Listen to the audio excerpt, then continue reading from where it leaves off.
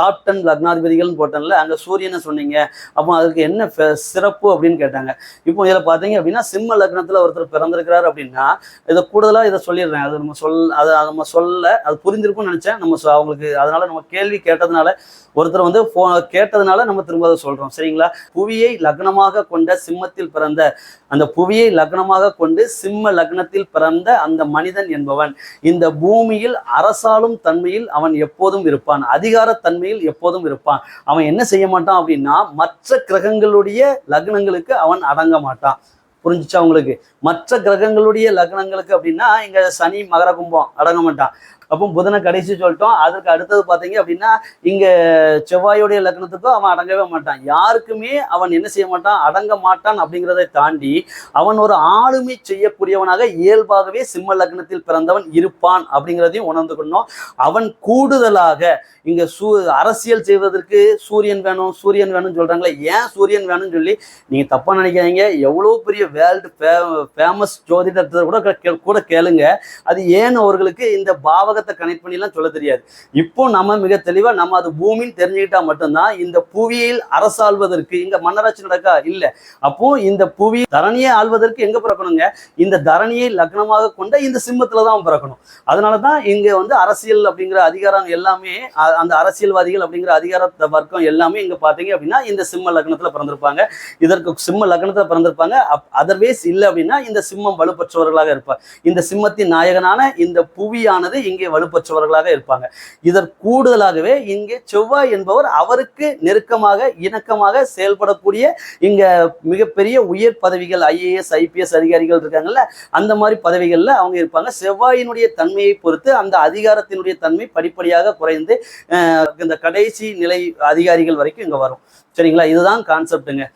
சிம்மத்துல வந்து ஒருத்தன் பிறந்திருக்கிறார் அப்படின்னா அங்க டாப் நம்பர் 1 சொன்னீங்களா, அங்க என்ன அப்படின்னா அதற்கு பலன் அப்படிங்கிறது இதுதான். சரி, ஜோதிடம் உண்மைதானா அப்படிங்கிறத மிக எளிமையான முறையில் எனக்கு புரிய வைக்க முடியுமா அப்படின்னு கேட்குறாரு. ஏன்னா இந்த டிராயிங்கும் இந்த நம்பர்ஸை மட்டும்தான் ஃபில்லப் பண்ண சொன்னோம், இந்த கிரகங்கள் பேரை எழுத சொன்னோம்.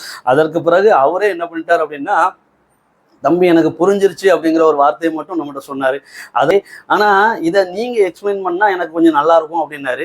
அந்த ஒரு எக்ஸ்பிளனேஷன் தான் நம்ம மூல நூல்கள் அந்த ஒரு எக்ஸ்பிளனேஷன் அது என்ன அப்படிங்கிறது தான் இன்னைக்கு நம்ம இங்க பார்க்க போறோம். ஜோதிடம் என்பதே தமிழனுக்காக உருவாக்கிய ஒரு மானுட வாழ்வியல். அந்த பாவங்களையும் நாம் அந்த வாழ்வியல் முறையின்படி மிக எளிமையான முறையில் நாம புரிஞ்சுக்க முடியும்.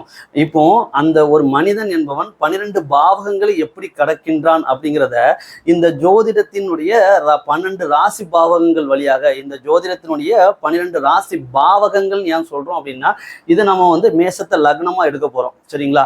அப்போ லக்னம்னு எடுத்துக்கிட்டோம் அப்படின்னா 12 பாவகங்கள் அப்படிங்கிறதுக்குள்ள வந்துடும். லக்னம் இல்லை அப்படின்னா பாவகங்கள் எதுவுமே இல்லை, 12 ராசிகள் மட்டும்தான் இருக்கும். அப்போ சரிங்களா? அப்போ இந்த ஒரு மனிதன் என்பவன் பொதுவாக ஒரு மாதத்திலிருந்து 9 மாதம் வரையும் தாயினுடைய ஒரு பெண்ணினுடைய கருவறையில் இருக்கின்றார்.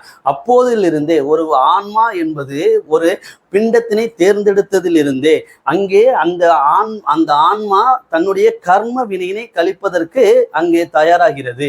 அதனாலதான் நிறைய எல்லா குழந்தைகளும் கருவில் உருவான ஒரு அனைத்து குழந்தைகளுமே இங்க புவியில் பிறக்கிறதா அப்படின்னா இல்லை. சில குழந்தைகள் பார்த்தீங்க அப்படின்னா அவர்களுடைய கர்ம வினையினுடைய தன்மையை பொறுத்து அவர்கள் கருவிலே இங்கே அப்படின்னா இந்த பூமியை இங்கே பார்ப்பதற்கு முன்பாகவே கருவில் அவர்களுடைய கர்ம வினையானது முடிந்து விடுகிறது. தன்மை என்ன அப்படின்னா இந்த பிறவியில் அந்த உயிர் பெற்ற கர்ம வினை என்பது அதனுடைய தாயினுடைய கருவறையில் நிறைவு பெற வேண்டும் என்பது ஏற்கனவே அங்கே நிச்சயிக்கப்பட்ட ஒன்று. சரிங்களா? அதுதான் நம்ம என்ன சொல்றோம் அப்படின்னா ஒன்றில் இருந்து அந்த கருவானது 1 என்கின்ற பாக்கியத்தை நிறைவு செய்யும் போது இங்கே 10வது மாதத்தில் எங்கே பிறக்கிறது, புவியில் தலைகீழாக பிறக்கிறது. அந்த புவியில் பிறந்த அந்த ஆன்மாவிற்கு இங்கே என்ன நடக்கின்றது அப்படின்னா இந்த 12 பாவகங்களும் 2வது சாப்டராக இங்கே செயல்படுகிறது. இந்த புவியில் இந்த ஒரு லக்னத்துல இந்த மனிதன்கிறவன் பிறக்கிறான். அப்போ இந்த மனிதன் என்பவன் 1 என்கின்ற பாக்கியத்தை நிறைவு செய்யும் போது, அதாவது 19 வயது நிறைவடையும் போது 1 என்கின்ற பாக்கியத்தை நிறைவு செய்யும் ஒரு மனிதன் இங்கே 2 கலக்கிறான். இந்த 2ல் கலக்கிறான் அப்படிங்கிறது எதை குறிக்கும் அப்படின்னா 20லிருந்து ஒரு 29 வயது வரைக்கும். அந்த நேரத்துல ஒரு ஆண் என்பவன் ஒரு பெண்ணோடு இணைகிறான், ஒரு பெண் என்பவள் ஒரு ஆணோடு இணைகிறான். இதை இணைவை குறிக்கக்கூடியது. அவனுடைய மனதால் அங்கே தூண்டப்படுகிறான். இந்த மனதை குறிக்கக்கூடியவன். அதனோடும் இங்க நேரடியாக 2 என்கின்ற எண்ணை குறிக்கக்கூடியது. 2 + 9 = அது 2 தான்.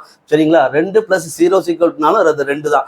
அப்போ இந்த 2ஐயும் 2 என்கின்ற எண்ணியலையும் அதனோடு இணைந்து மனோகாரகன் என்ற மனிதனுடைய மனதினுடைய எண்ணத்தையும் இங்கே கட்டமைக்கக்கூடிய கிரகம் என்பது சந்திரன்.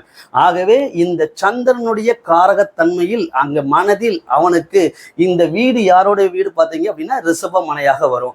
அப்போ இந்த பாவகம் ரிஷப பாவகமாக வரும். அப்போ இந்த சந்திரன் என்பவன் இந்த ரிஷபத்தில் உச்சம் பெறுகிறான். அப்போ உச்சம் பெறுகிறான் அப்படின்னா காமத்தின் எண்ணமானது இங்கே 20லிருந்து 29 வயது வரைக்கும் அவனுக்கு பிரபஞ்சம் தகுதியை கொடுக்கிறது. அவன் அனுபவிக்கின்ற தகுதியை கொடுக்கின்றது. ஆகவே இங்கே ஒரு ஆணோ பெண்ணோ ஒரு மனிதன் என்பவன் இன்னொரு துணையோடு அங்கே இணைகிறான், காதல் வயப்படுகிறான். அதற்கு அடுத்ததாக இந்த மனிதன் 2ல் 9 என்கின்ற அந்த பாக்கியத்தை நிறைவு செய்கின்ற போது 3ல் இங்கே முத்தடிக்கின்றான். 3ஆம் பாவகத்துல இங்க என்ன செய்யறான் அப்படின்னா முத்தடிக்கின்றான். 3ஆம் பாவகம் என்பது இங்கே யாரை குறிக்கிறது அப்படின்னா இங்கே குருவை குறிக்கிறது. அதனுடைய எண்ணியலும் பார்த்தீங்க அப்படின்னா அது 3 தான். குருவினுடைய எண்ணியல் அப்படின்னு பார்த்தாலும் அது 3 தான். அப்போ இந்த 3ல் என்ன நிகழ்கிறது அப்படின்னா 3ஆவதாக ஒரு உயிரை அவன் 3ஆவதாக ஒரு கர்ம வினையினை அவன் பெற்றெடுக்கின்றான், குழந்தையை அங்கே பெற்றெடுக்கின்றான் என்கிறது அர்த்தம். இந்த மனிதன் 3ல் 9 என்கின்ற ஒரு பாக்கியத்தை அவன் நிறைவு செய்யும் போது இங்கே 4ல் உலக மாயையில் மயங்குகிறான். 4ஆம் பாவகத்துக்குள்ள அவன் செல்வான். அப்போ இந்த 4ல் உலக மாயையில் மயங்குகிறான். ஏன் அப்படின்னா 40லிருந்து 49 அப்படிங்கிறது வரைக்குமே 4 என்கின்ற எண்ணியலை கொண்டது. இது 4ஆம் பாவகம். அதுக்காக எண்ணியலுக்குள் ஜோதிடம் அடக்கமானா இல்லை. இந்த பிரபஞ்சத்தினுடைய நிகழ்வுகளை இங்கே கட்டமைக்க வேண்டும் அப்படின்னா நம்மளுடைய புரிதலுக்காக எண்ணியலை பயன்படுத்தினமே தவிர்த்து கிரகங்கள் எண்ணியலுக்குள் அடக்கமல்ல. இந்த கிரகத்திற்குள் இந்த மனிதன் புரிதலுக்காக ஏற்படுத்திய எண்ணியல் அடக்கம். சரிங்களா? அதை நீங்க புரிஞ்சுக்கணும். சரிங்களா? பிள்ளையார் பெருசா பெருச்சாளி பெருசானா பெருச்சாளி பெருசுன்னு சொல்லி பிடிச்சிடக்கூடாது. 4ஆம் பாவகம் என்கின்ற சுகபாவத்தை சொல்லக்கூடியது. இங்கே வரக்கூடிய வீடு என்பது யாருடைய வீடாக இருக்கும் அப்படின்னா சந்திரனுடைய ராசியாக இருக்கும். அப்போ இந்த 4ஆம் பாவகம் சந்திரனுடைய ராசியாக இருப்பதற்கு காரணம் என்ன அப்படின்னா ஒரு மனிதனுடைய மனதில் இப்போது இந்த எதற்காக அவன் இங்கே வந்தான். இந்த அரண்மனை படம் நினைக்கிறேன், அங்க ரசம் ரெடி சாம்பார் ரெடின்னு ஓடி வருவார். அப்போ அந்த சந்தனம் கேட்பாரு, எதற்கு வந்தோங்கிறதே மறந்துட்டியடா அப்படின்ன மாதிரி நாம இங்கே எதற்காக வந்தோம் என்பதை முழுவதுமாக மறக்கக்கூடிய ஒரு நேரம் என்பது நம்மளுடைய மனதில் முழுவதுமாக அந்த இருள் என்கின்ற ராகுவினுடைய தன்மை என்பது எப்போது இருக்கும் அப்படின்னு பார்த்தோம்னா 40லிருந்து 49 வரைக்கும் இருக்கும். அப்பன் எதில் மயங்குவான் அப்படின்னா வீடு மாட மாளிகை சொத்து சுகம் இங்கே வாகனம் அனைத்திலும் அவன் மயங்கி நிற்பான். இந்த நாளில் 9 என்பதனை கடக்கின்ற வரைக்கும். இதனால தாங்க ஒரு மனிதன் தற்கொலை செய்வதற்கு கூட அந்த சந்திரன் என்பதில் இங்கே ராகுவானது இங்கே கூடுகின்ற போதுதான் அவனுடைய மனதில் இங்கே மனப்பிறழ்வு அல்லது ஒரு மனிதன் தற்கொலை எண்ணத்தை தூண்டுவதற்கு காரணமாக இருப்பதும் இந்த ராகுவும் இங்கே சந்திரனும் கூடுகின்ற போது. இங்கே நம்ம அதை சொல்லலை. இங்கே நமக்கு இந்த 4ஆம் பாவகம் என்பது சுக பாவகம் என்பதால் அப்போ இந்த சுக பாவகம் என்பது இங்கே ஏன் ராகுவை நம்ம இங்கே சொல்றோம் அப்படின்னா மனிதன் இங்கே சுக பாவகங்களை அனுபவிப்பதற்காக இந்த பிரபஞ்சத்துல நாம இங்க பிறக்கல.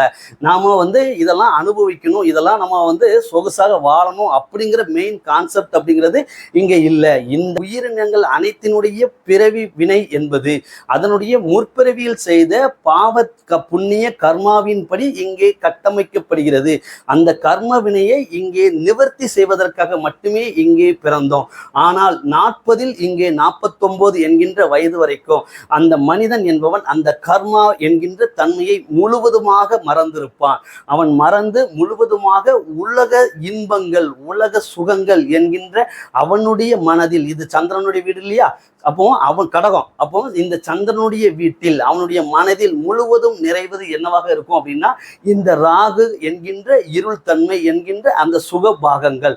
அப்போ அந்த சுகத்தினுடைய அந்த சுகத்தை கொடுக்கக்கூடிய ராகுவினுடைய இருள் காரகங்கள். அப்போ இது யாருக்கு நேர் அகென்ஸ்ட்னு பார்த்தீங்க அப்படின்னா இந்த ஆன்மா என்கின்ற அந்த புரிதலுக்கு இங்கே நேர் அகென்ஸ்டாக இருப்பதால் இந்த 4 ஒரு மனிதன் என்பவன் மயங்குகிறான். இந்த 4 9 பூர்த்தி செய்யும் ஒரு மனிதன் இங்கே 5 தெளிகிறான். ஏன் இந்த 5 தெளிகிறான் அப்படின்னு நம்ம சொல்றோம் அப்படின்னா இந்த 5 என்பது இங்கே புதனை குறிக்கக்கூடியது. அப்போ இந்த கூடுதலாகவே இந்த 5 என்பது புத்திரர்களையும் இங்கே சொல்லக்கூடியது. புத்திரர்கள் அப்படின்னா இந்த பூமியில் நமக்கு பிறந்த புத்திரர்கள். அப்போ இந்த பூமியில் நமக்கு பிறந்த புத்திரர்கள் அப்படிங்கிறது கண்டிப்பா அது பூமியோட வீட்டில் தான் இருக்கணும். அதனாலதான் அது சிம்மம் சொல்றாங்க. சூரியன் அப்படின்னு சொல்லிட்டு இந்த சிம்மம் இது சூரியன் அப்படிங்கிற கான்செப்டுகளை தயவு செஞ்சு வந்துடாதீங்க. அதற்கு 12 சூரியனுக்கு இங்கே 12 பாவகத்தில் இடமில்லை அப்படிங்கிற ஒரு பதிவை தெளிவுபட நம்ம சொல்ல போறோம். சரிங்களா? இப்போ வாங்க, இந்த பூமியில் நம்மளுடைய புத்திரர்கள் என்பவர்கள் இந்த பூமியில் தான் இங்கே பிறக்க வேண்டும் என்பதால் அவர்களுக்கு போதிக்கும் தன்னுடைய சுய அறிவை எப்போது இந்த மனிதன் பெறுகிறான் அப்படின்னா 50 இருந்து 59 என்கின்ற அந்த பாக்கியம் வரும்போது இந்த 50 இருந்து தன்னுடைய குழந்தைகளுக்கு அவன் போதிக்கின்ற தகுதியுடையவனாக இங்கே மாறுகிறான். அந்த ராகு என்கின்ற இருளில் இருந்து அங்கே வெளிப்பட்ட அந்த மனிதன் தன்னுடைய புத்திரர்களுக்கு போதிக்கும் தகுதியுடையவன் ஆகிறான். எதன் அடிப்படையில்? அவனுடைய அனுபவ அவனுடைய சுய அறிவின்படி. அப்போ அந்த அறிவை குறிக்கக்கூடியது இங்கே யார் என்றால் இந்த புதன். சரிங்களா? அதற்கு அடுத்ததாக இந்த 5 என்பதில் 9 என்கின்ற அந்த பாக்கியத்தை நிறைவு செய்யும் மனிதன் 59 வயது. சரிங்களா? அதை தாண்டும் மனிதன் இங்கே 6 இங்கே தன்னுடைய உடலில் ஏற்படும் நோயினை கண்டுணர்கிறான். அதாவது இங்கே 60 வயதுல இருந்து 69 வயது வரைக்கும் இந்த மனிதன் தன் உடலில் ஏற்படும் நோயினை கண்டறிகிறான். ஒரு மனிதனுடைய உடலில் ஏற்படும் நோய்களுக்கான மருத்துவ டெஸ்ட் எல்லாமே 60 வயசுக்கு மேலாயிருச்சு அப்படின்னா இப்போ உள்ள காலத்துல 40 வயசு ஆயிருது. ஆனா ஒரு மனிதன் என்பவன் 120 ஆண்டுகள் வாழ்ந்தான் அப்படிங்கிறதுக்காகத்தான் 120 தசாண்டுகள் கொடுக்கப்பட்டது. அதன் அடிப்படையில தான் இந்த 12 பாவகங்கள்ங்கிறது இங்க கொடுக்கப்பட்டது. சரிங்களா? இப்போ இதுல பாருங்க, இப்போ இந்த 60 வயது அப்படின்னு வர்றப்பவே அவன் ப்ரெஷர் செக் பண்ண வேண்டியது இருக்கும், சுகர் செக் பண்ண வேண்டியிருக்கும். இப்போ என்ன ஆயிடுச்சு அப்படின்னா இப்போ உள்ள நேரம், ஏன்னா இது ராகுவினுடைய காலம் அப்படிங்கிறதுனால அடிஷ்னலா என்ன ஆயிடுச்சு அப்படின்னு பாத்தீங்க அப்படின்னா கேன்சரும் செக் பண்ண வேண்டியதாயிடுச்சு. அப்போ இந்த 60 வயது அப்படிங்கிற வர்றப்ப அவன் அந்த மனிதன் தன்னுள் இருக்கின்ற நோயினை கண்டறிகின்றான். ஏன்? இந்த 6 என்பது இங்கே சுக்கிரனை குறிக்கக்கூடிய பாவகம். அதனோடு இணைந்து 6 என்பது ஒரு நோயினையும் இங்கே மிக தெளிவாக சுட்டி காட்டுவதால் இந்த 60 இருந்து 69 வயது என்கின்ற வரைக்கும் அந்த மனிதன் தன்னுள் ஏற்பட்ட அந்த நோயினை கண்டுணர்கிறான். பிறகு இந்த 6 9 என்கின்ற பாக்கியத்தை பூர்த்தி செய்யும் மனிதன் இயல்பாகவே ஒரு தன்மை அவனுடைய உடலில் ஏற்படுகிறது. அது என்ன தன்மை அப்படின்னா இப்போது இவன் சுக்கிரன் என்கின்ற அந்த சுங்கன் என்கின்ற அந்த வெள்ளி என்கின்ற அந்த காமத்தினை அவன் கடக்கின்றான். அதனாலதான் நம்ம என்ன போட்டிருக்கோம் 69 அப்படிங்கிறத இங்க காட்டியிருக்கிறோம். இந்த 69 அப்படிங்கிறது ரொம்ப ரொம்ப ஒரு முக்கியமான ஒரு களவியலுடைய பொசிஷன். அதை நம்ம இதுக்கு மேல தெளிவா சொல்லாண்டான்னு நினைக்கிறேன். அப்போ இந்த 69 இங்கேயும் பார்க்க கரெக்டா இருக்கும். இந்த 9 என்கின்ற பாக்கியத்தை அவன் பூர்த்தி செய்கின்ற போது சுக்கிரனுடைய காமத்தையும் இணைத்தே கடக்கின்றான். அந்த காமத்தினை கடந்த அந்த மனிதன் இங்கே 7 பிரபஞ்ச உண்மையை உணர்கிறான். நம்மளுடைய சோலார் சிஸ்டத்தை நம்ம இதுல வரைஞ்சிருக்கிறோம். இதுல பாத்தீங்க அப்படின்னா இங்கே 7 என்பது இங்கே கேதுவை குறிக்கக்கூடியது. அப்போ ஒரு மனிதன் இங்கே காமத்தை கிடைக்கின்ற போது 70 வயதிலிருந்து 79 வயது அப்படிங்கிற வரைக்கும் அவன் பிரபஞ்சத்தினுடைய உண்மையை உணர்கிறான். கர்மாவை உணர்கிறான்னா இல்லை, அவன் இந்த பிரபஞ்சத்தினுடைய உண்மையை உணர்கிறான். சரிங்க. இதுல 2 டாட் போட்டு இங்க ஒரு டாட் போட்டிருப்போம். எதற்காக அப்படின்னு பாத்தீங்க அப்படின்னா, நம்மளுடைய தமிழர்கள் மிக தெளிவாக என்ன சொல்லிட்டாங்க அப்படின்னா, இந்த கடைசியா சனி மட்டும் நம்ம கண்ணுக்கு தெரியுதுடா, அதற்கு பிறகும் 2 கோள்கள் இருக்கு, அது ராகு கேதுன்னு சொன்னா. ஆனா நம்மளுக்கு பிறகு இங்க இல்லாத நோடுகளை கிரியேட் பண்ணி இங்க ராகு கேது கொண்டு வந்திருக்கிறாங்க. அது ஒரு மாதம் நடக்கக்கூடிய அங்க கிரகண நிகழ்வுகள், அந்த கிரகண நிகழ்வுகளை மையப்படுத்தி இங்க வருடத்திற்கு ஒரு முறை இங்க என்ன சொல்லிட்டாங்க அப்படின்னா, அந்த ராகு கேது கான்செப்டுக்குள்ள இங்க போயிட்டு இருக்கிறாங்க. அது ஒரு இந்த 7ஆம் பாவகம் என்பது இங்கே கேதுவினை நேரடியாக குறிப்பதால் அந்த மனிதன் இங்கே பிரபஞ்சத்தினுடைய உண்மையை உணர்கிறான். இந்த பிரபஞ்ச உயிர்களினுடைய தன்மையையும் அவன் உணர்கிறான். இந்த பிரபஞ்சத்தினுடைய உன்னதமான கோட்பாடுகள் என்பது அப்போதுதான் அவனுக்கு இங்கே ஞானம் என்பது கிடைக்கின்றது. இங்கே புதன் கொடுப்பது சுய அறிவு, இங்கே கேது கொடுப்பது பிரபஞ்ச அறிவு. அப்போ எப்போது அந்த பிரபஞ்ச அறிவை அந்த மனிதன் பெறுகின்றான்னா, இந்த 6ல் 9 என்கின்ற அந்த காமத்தை கடக்கின்ற போது. இங்க யாருடைய வீடு பாருங்க, இங்கே சுக்கிரனுடைய வீடு. அப்போ அந்த சுக்கிரனுடைய வீட்டில் இங்கே 6ல் 9 என்கின்ற அந்த சுக்கிரனுடைய தன்மையை கடக்கின்ற போது பிரபஞ்சத்தினுடைய அறிவினை அவன் பெறுகிறான். அதுதான் 7 கேது என்பது பிரபஞ்சத்தினுடைய அறிவை கொடுக்கக்கூடியது. இந்த 7ல் 9 என்கின்ற அந்த பாக்கியத்தினை நிறைவு செய்யும் மனிதன் இங்கே 8ல் தான் ஆடியது போதும் என்று தன்னுடைய உயிரை மாய்ப்பதற்கு தயாராகிறான். இங்க 8 அப்படிங்கிறது யார் வந்துருவா அப்படின்னா, இப்பதான் நம்மளுடைய ரோலக்ஸ் வந்துருவாரு. சரிங்களா? அப்போ இந்த ரோலக்ஸ்னா உங்களுக்கு புரியும் நினைக்கிறேன். நம்மளுடைய சனி என்பவர் 8 நாளை சனி தானே. அப்போ இந்த 8ல் இங்கே சனியினை சந்திப்பதற்கு அந்த மனிதன் இங்கே தயாராகிறான். இந்த பிரபஞ்ச உண்மையை புரிஞ்சுட்டான் அப்படின்னாலே ரைட், ஓகே, நம்மளுடைய லைஃப் இதுதான் அப்படிங்கிறத கோட்பாட்டுக்குள்ள அவன் வந்துருவான். சரிங்களா? அதனால 8ல் இங்கே 9 என்கின்ற அந்த பாக்கியத்தை கடக்கும் மனிதன் ஒருவன் மட்டுமே. இந்த 8ல் இந்த 9 என்கின்ற அந்த பாக்கியம் எதை சொல்கிறது அப்படின்னா, இங்க 8 என்பது சனியை குறிக்கக்கூடியது, 9 என்பது இங்கே செவ்வாயை குறிக்கக்கூடியது. அப்போ இந்த சனியும் செவ்வாயும் இங்கே கூடுகின்ற போது, சரிங்களா, சனியும் செவ்வாயும் இங்கே கூடுகின்ற போது எப்போது கூடுகிறது? நேரடியாக இந்த 89 என்கின்ற வயதில் கூடுகிறது. அந்த வயதை இங்கே கடப்பது என்பது அது ஒரு மோசமான ஒரு டேனிங்க. அந்த டேனிங்ல பார்த்து போகணும் அப்படின்னு சொல்றாங்கல்ல, அது அந்த லைஃபினுடைய இந்த டேனிங் என்பது இங்கே இந்த 89 தான். அப்போ அந்த டேனிங்கிறது ரொம்ப கவனமா அங்க கேர்ஃபுல்லா அந்த பயணத்தை நீங்க மேற்கொள்ளுங்க. யாரால அதை கடந்து செல்ல முடியும் அப்படின்னா, அவனுக்கு இங்கே செவ்வாய் என்கின்ற அந்த வாகனத்தினுடைய தன்மை என்பது வீரியமாக இருந்தால் மட்டும்தான் இந்த 8ல் 9 என்கின்ற அந்த டேனிங்கை கடக்க முடியும். அந்த 89 என்கின்ற இந்த மைல்கல்ல இந்த பூமியில் பிறந்த மானுடர்களில் 90% மக்கள் என்ன ஆயிடுவாங்க அப்படின்னா, அவங்களுடைய ஆடியது போதும் என்று தன்னுடைய ஓட்டத்தை நிறுத்தி கொள்வார்கள். இதுதான் கான்செப்ட். சரிங்களா? அவன் 8ல் 9 என்கின்ற பாக்கியத்தை கடந்து அவன் 9 என்கின்ற அந்த 9 என்கின்ற அந்த பாக்கியத்தை சென்றடைகின்றான்.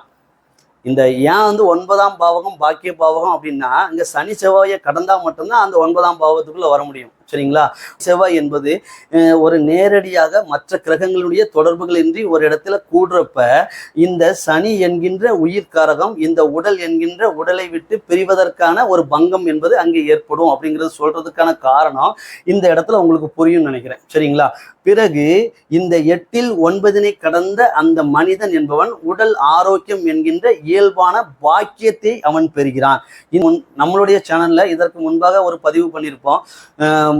மூக்குத்தி பிராடுகளும் குருவினுடைய முக்கோண உண்மைகளும் அப்படின்னு சொல்லியிருப்போம். அப்போ அதுல மிக தெளிவா இந்த மூக்கிற்கும் இந்த முக்கோணத்தினுடைய தன்மைக்கும் இங்க 9 இங்க 5ன்னு வச்சு இது லக்னம் வச்சு மிக தெளிவா எக்ஸ்பிளனேஷன் பண்ணியிருப்போம். சரிங்களா?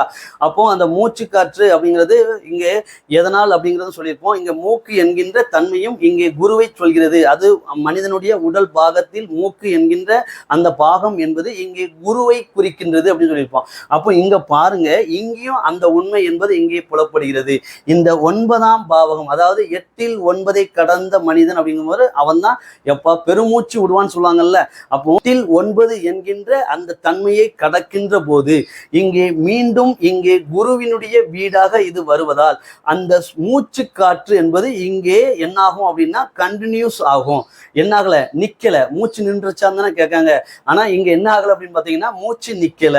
சரிங்களா? அதனாலதான் நம்ம அந்த மூக்கோட சப்ஜெக்ட் படி இதை பாருங்க, மிக சரியாக இருக்கும். சரிங்க, இந்த 9ல் இன்னொரு 9 என்கின்ற பாக்கியத்தினை பூர்த்தி செய்யும் ஒரு மனிதன் இங்கே 10ல் தன்னுடைய பிறவி கர்ம வினையினை அவன் கழிப்பதற்கு இங்கே தயாராகிறான். இங்க யார் இந்த சப்ஜெக்ட் எடுக்கிறாருன்னு பாத்தீங்கன்னா நம்ம ஆளுதான், சனிதான். சரிங்களா? இது வீடும் யாருடைய வீடாக வரும்? இது மகரமாக வரும். அப்போ சனியினுடைய மகர வீடாகவே இங்கே வருகிறது. மற்ற இடத்துல வச்சு அவர் கிளாஸ் எடுக்க முடியாது. சரிங்களா? ஒரு பாவகம் சுக்கிரன் என்கின்ற ஒரு மனிதனுடைய பிறப்பை சொல்கின்ற அந்த பிரபஞ்சத்தினுடைய தன்மையை சொல்கின்ற பிரபஞ்சத்தினுடைய தன்மையை தான் இங்க சொல்றது. இங்க கேது பாருங்க எவ்வளவு ஒரு ஒற்றுமை வருது பாருங்க. இங்க கேது நம்ம மிக தெளிவா சொல்லிட்டோம். மனிதனுடைய வயதுங்கிறது 70ல இருந்து 79. அப்போ இந்த 69 அப்படிங்கிறத கடக்கிறதுனால, காமத்தை கடக்கிறதுனால இங்க பிரபஞ்ச உண்மை புலப்படும். அப்படிங்கிறப்போ இங்க நமக்கு என்ன சொல்லியிருக்கோம் அப்படின்னா இது பிரபஞ்ச ஞானத்தை கொடுக்கும். இது யார் அதோட வீடுங்க? இது சுக்கிரனுடைய துலாமோட வீடு. அப்போ இங்க பாருங்க, இந்த இடத்தில் இங்கே யாரையும் குறிக்கும் அப்படின்னா இந்த உயிர்காரகம், இந்த பிரபஞ்ச நம்ம இந்த உயிரே இல்லை. நீங்களே இந்த பூமியில நம்ம இங்க பிறக்கவே இல்லை. இந்த பிரபஞ்ச சப்ஜெக்ட் நமக்கு எதுக்குங்க? இந்த பிரபஞ்ச சப்ஜெக்ட் படிக்கிறது நாம இங்க இருக்கவே மாட்டோம். அப்போ இங்கே இந்த உயிர்காரகன் என்கின்ற இந்த சனி என்பவர் இங்கே வந்து விடுவார். அதனால தான் இந்த இடத்துல இந்த சனி என்பவர் இங்கே உச்சம் பெறுகிறார். அப்போ இந்த கேது பிளஸ் சனி என்பது இங்கே ஒரு தூய ஒரு பிரபஞ்சத்தினுடைய உண்மையை இங்கே நமக்கு புலப்படுகிறது.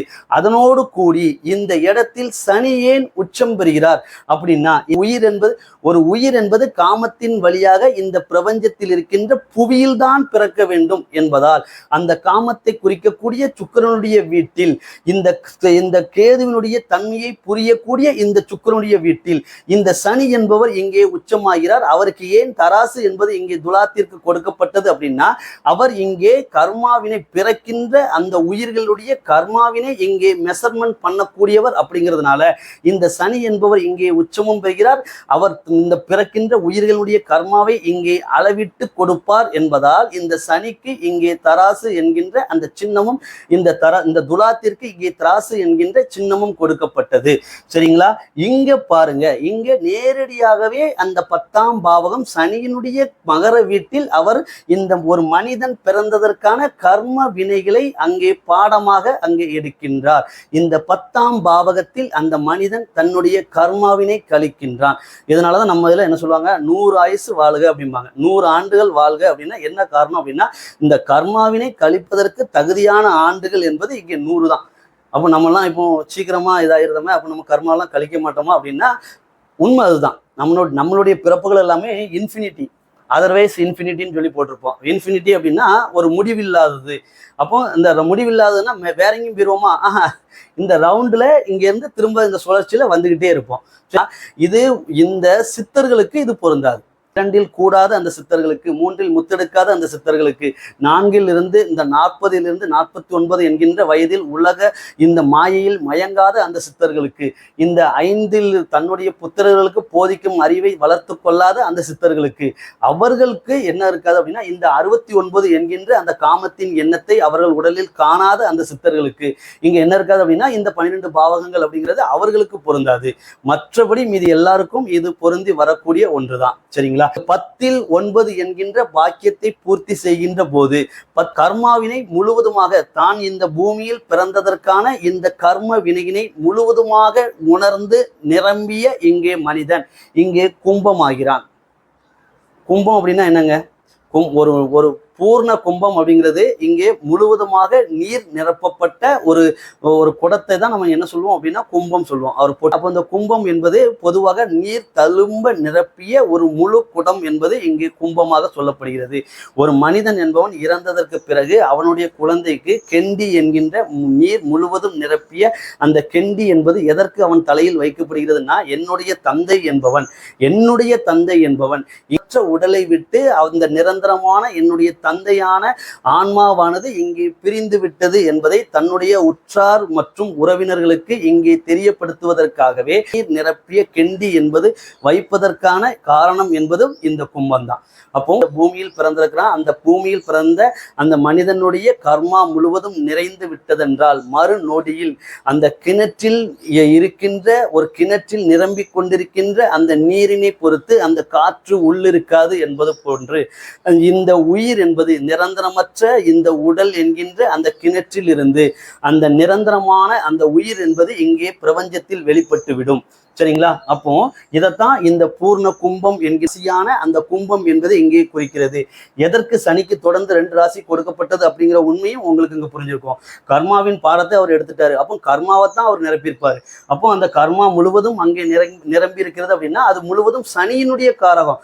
அதனால தான் இங்கே சனிக்கு இங்கே மகரமும் கும்பமும் இணைத்து கொடுக்கப்பட்டது. பிறந்த ஒரு மனிதன் தன்னுடைய கர்மா முழுவதையும் தன்னுடைய நிறைந்த நிலையில் அவன் என்னவாகிறான் அப்படின்னா மற்றவர்கள் வணங்குவதற்கு தகுதியான கும்பம் ஆகிறான். அதற்கு பிறகு இங்கே இந்த கும்பம் என்பது ஒரு நிறைகுடம் என்பதால் அதற்கு பிறகு இந்த ஆன்மா என்பது இந்த கர்மாவினை இங்கே முழுவதுமாக அனுபவித்த அந்த ஆன்மா என்பது கர்மா என்ன ஆகுது, இங்கே முழுவதுமாக அந்த கர்மா என்பது இங்கே நிறைந்து விட்டது. அந்த தூய ஆன்மா என்பது இங்கே மற்றவர்களுக்கு வணங்குவதற்கு தகுதி உடையதாக இந்த பிரபஞ்சத்தில் கலந்து விடுகிறது. அதனாலதான் நம்மளுடைய முன்னோர்கள் வழிபாடுகள் அப்படிங்கிற நம்ம ஊர் பக்கத்து எங்க ஊர் திருநெல்வேலி சைட்லாம் பாத்தீங்கன்னா அந்த சுடலையாண்டவர் இருப்பார். மேக்சிமம் சுடலையாண்டவர் தான். அப்போ பார்த்தீங்க அப்படின்னா சிவலப்பெரி சுடலையாண்டவர்ல இருந்து ஊர்காட்டு சுடலையாண்டவர்ல இருந்து ஒத்தப்பனை சுடலையாண்டவர் இப்படி நிறைய பேர்கள் வந்துகிட்டே இருக்கும். சரிங்களா? இது எல்லாம் எதை குறிக்கிறது அப்படின்னு பார்த்தீங்க அப்படின்னா அந்த ஊரில் வாழ்ந்த நம்மளுடைய முன்னோர்களை குறிக்கிறது. அது மட்டும் இல்லாம இது எந்த முன்னோர்கள் அப்படின்னா இந்த பூமியில் பிறந்து தன்னுடைய கர்மா முழுவதுமே நிறைவு பெற்ற அந்த தூய அந்த ஆன்மா என்பது இங்கே அவருடைய சந்ததிகள் வழிபடுவதற்கு தகுதி உடையதாக இங்கே குருவாகவே மாறிவிடுகிறது. இது யாரோட வீடு? குருவினுடைய மீன வீடுங்க. அப்போ அந்த மீன வீட்டில் இங்கே என்னவாக மாறுகிறது அப்படின்னா அருட்பெரும் ஜோதியாக இந்த இடத்துல அந்த ஆன்மா கர்மா என்கின்ற அந்த இருளை நீக்கி இங்கே உன்னதமான ஒளி பெற தொடங்கி விடுகிறது. எப்போது இங்கே அந்த ஆன்மா ஒளிரும் அப்படின்னா அவன் பிறந்த பிறவி வினைக்கான கர்மா முழுவதும் இங்கே நிறைகின்ற போது அடுத்த நொடியிலிருந்தே அந்த ஜோதியானது அவன் உடலில் இருக்கின்ற அந்த தூய ஆன்மா என்பது ஜோதியாக பிரகாசிக்க தொடங்கிவிடும். அதனால தான் வணங்குவதற்கு தகுதி உடையவராக இங்க மாறுகிறார் அப்படின்னா தன்னுடைய கர்மாவை நிறைவு பெற்ற அந்த தூய ஆன்மா என்பது ஒளிரும் தன்மை கொண்ட நம்மளுடைய முன்னோர்கள் இங்கே வழிபடுவதற்கு தகுதியாக இருக்கிறார்கள். எங்க ஊர் இந்த கான்செப்ட் உங்களுக்கு ஒரு மனிதன் 12 பாவகங்களை எப்படி கடக்கிறான் அப்படிங்கிறத பார்த்தோம். அந்த 120 ஆண்டுகளை பூர்த்தி செய்வதற்கு 120 தசா ஆண்டுகள் இங்கே கொடுக்கப்பட்டது. சரிங்களா? இதுதான் ஏன் 120 தசா ஆண்டு கொடுக்கப்பட்டதுன்னா இதுக்காக தான் கொடுக்கப்பட்டது. இப்போ இந்த கான்செப்ட்ல இல்ல அப்படின்னா அவங்க என்ன ஆவாங்க அப்படின்னா நாம எல்லாருமே அதர்வைஸ் இன்ஃபினிட்டியா நம்ம என்ன பண்ணுவோம், இந்த பூமியில மீண்டும் மீண்டும் நமக்கு இந்த பிரபஞ்சத்திற்குள் நாம் என்ன செய்வோம் அப்படின்னா மீண்டும் மீண்டும் பிறந்து கொண்டே இருப்போம். இங்க 12ல கேது இருக்கிறவங்கலாம் மறுபிறவி கிடையாது அப்படின்னு நம்பிட்டு இருக்கிறாங்க. அது முழுக்க முழுக்க முட்டாள்தனம். சரிங்களா? ஏன் அப்படின்னு சொன்னோம் அப்படின்னா ஏன் 12ல கேது இருந்தா நம்ம பிறக்க மாட்டோம்னு எவனா ஒருத்தர் சொல்லட்டும் பார்ப்போம். சொல்ல தெரியாது. ஏன்னா அவங்க இல்லாத நோடுகளான கிரியேட்டிவ் அவங்க இல்லாத கற்பனை நோடுகள்ல கிரியேட் பண்ணி அதுதான் ராகு கேதுன்னு சொல்லிட்டு இருக்கானுங்க. ஆனா அந்த கான்செப்ட் கிடையாதுங்க. ராகு கேது அப்படிங்கிறது யூரேனஸ் நெப்டியூன். இப்போ இதுல நம்மளுடைய சோலார் சிஸ்டத்துல மிக கடைசியாக இருக்கக்கூடியது ராகு கேதுக்கள். அங்க என்னைக்கு இந்த ஜோதிடம்ங்கிறது பொய்யாகும் அப்படின்னு பார்த்தோம் அப்படின்னா என்னைக்கு இப்போ ப்ளூட்டோன் ஒன்று சேர்த்தாங்க, தகுதி நீக்கம் பண்ணிட்டாங்க. அதே போல இன்னொரு கோள்கள் என்பது எப்போ அங்கீகரிக்கப்படக்கூடிய சூழ்நிலை வரும்போது இந்த ஜோதிடம் என்பது இங்கே பொய்யாகும். அது வரைக்கும் இந்த ஜோதிடம் என்பது இங்க உண்மைதான். சரிங்களா? இப்ப நம்மளுடைய தமிழர்கள் மிக தெளிவாக சொன்னாங்க, சனிக்கு அப்புறம் 2 கோள் இருக்குப்பா, அது 2 கோளும் இருள் கோள்கள். அது இருக்கு நிழல் கோள்களாக எனக்கு தெரியுது, எனக்கு சரியாக புலப்படலன்னு மட்டும்தான் சொன்னாங்க. இந்த முட்டாப்பைக்கு என்ன பண்ணிட்டாங்க அப்படின்னா புதுசா நோடுகளை கிரியேட் பண்ணி கிளப்பிட்டானுங்க. சரி ரைட்டு போதும், நம்ம படிப்படியா வருங்க. எல்லாத்துக்கும் நம்ம ஒரு விடை கொடுக்க போறோம். அறிவியல் ரீதியா ஜோதிடங்கிறது உண்மைன்னு சொல்ல போறோம். ஜோதிடம் தமிழனுக்கானது மட்டும்தான் அப்படின்னு நம்ம தெளிவா சொல்ல போறோம். சரிங்களா? இந்த இடத்துல நம்ம இங்க ஒரு ஒரு சின்ன குழு மட்டும் கொடுக்குறேன். இந்த கேது 12ல இருக்கிறவங்களுக்கு வந்து இங்க மறுபிறவி இல்லைன்னு சொல்றாங்கல்ல, அது ஏன் அப்படின்னு காரணம் கேளுங்க. அவனுக்கு தெரியவே தெரியாது, எவனுக்குமே தெரியாதுங்க. அது எவனுன்னா சொல்லக்கூடாது, எவருக்குமே தெரியாது. அப்போ அதுக்கு காரணம், உண்மையான காரணம் என்ன அப்படின்னா, நம்மளுடைய சோலார் சிஸ்டத்துல இருக்கக்கூடிய கடைசி கோள். சரிங்களா? அப்போ நம்மளுடைய சோலார் சிஸ்டத்துல இருக்கக்கூடிய கடைசி கோள். அப்போ அந்த கோள் என்பது இங்க நேரடியாக 12ஆம் பாவகத்துல இருந்துச்சு அப்படின்னா, இங்கேயும் பாத்தீங்க அப்படின்னா சோலார் சிஸ்டத்துல கடைசி இருக்கு.